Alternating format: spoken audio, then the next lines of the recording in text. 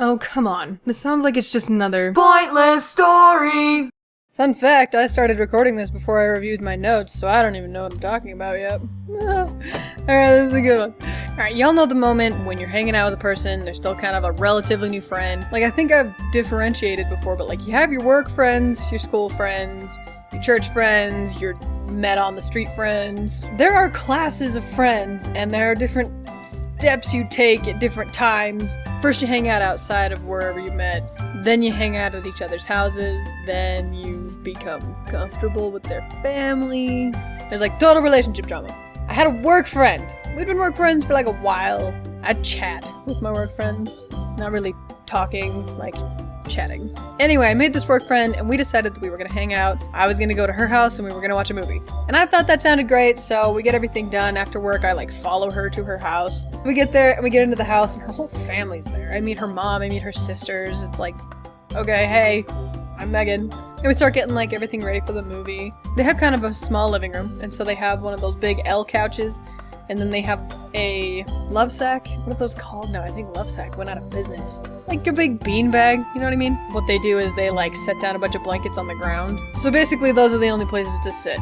Her sisters take up the couches, like immediately. Her mom sits on the bean bag, and then I'm on the floor next to my friend. And I'm like, okay, this is fine. So we get to the point where we're actually gonna start picking out what movie to watch. And she pulls out this folder full of like bootleg DVDs. And I'm like, okay, that's fine. I don't care that you have burned DVDs. Makes it kind of harder to choose what to watch because it's like you have to actually read the title instead of just recognizing the case. So we go through and we finally decide we're gonna watch Pirates of the Caribbean. They put in the DVD that has like handwritten Pirates of the Caribbean. And we start watching the movie and it is like, they have motion blur turned up to 10. And in the bottom right corner it says ABC Family.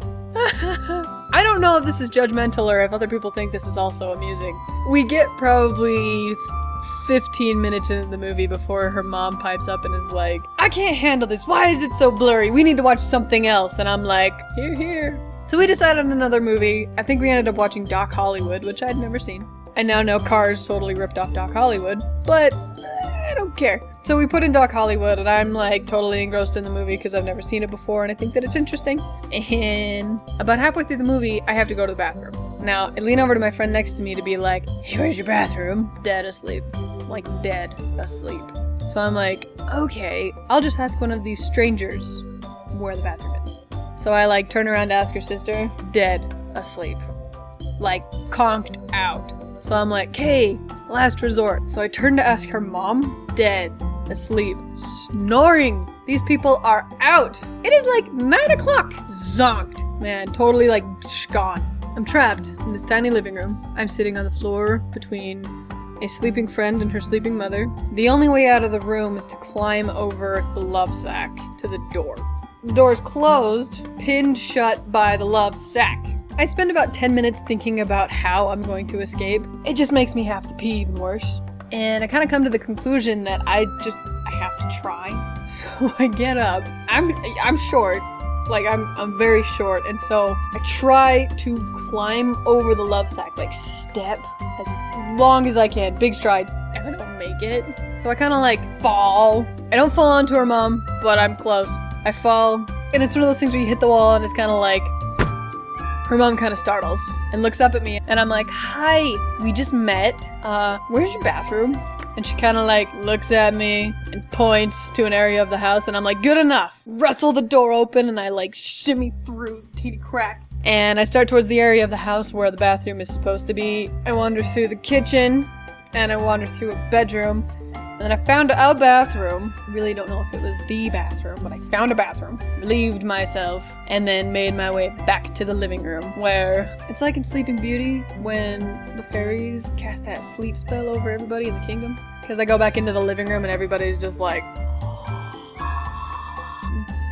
And I can't just leave because this is rude. I've come over to spend time with this friend. I can't just bail. Thought about it. But I stayed and I finished the movie and it was like magic. As soon as the movie ended, they're all like, oh hey, yeah, I love that movie. My favorite part was this. Oh, this was amazing. And I was like, you are all dead. You all have that friend. I have this friend that wakes up in the middle of something and pretends that they weren't sleeping, and it doesn't work because you're like, dude, you were sleeping. It was like that, but like they all played it off, and I'm just like, okay. So I'm like, okay, I'm gonna leave now. Thanks for letting me come over.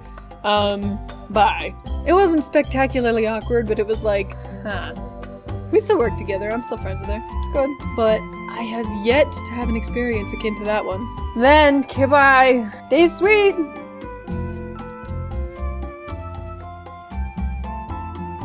Fun fact, I just got stitches in this arm.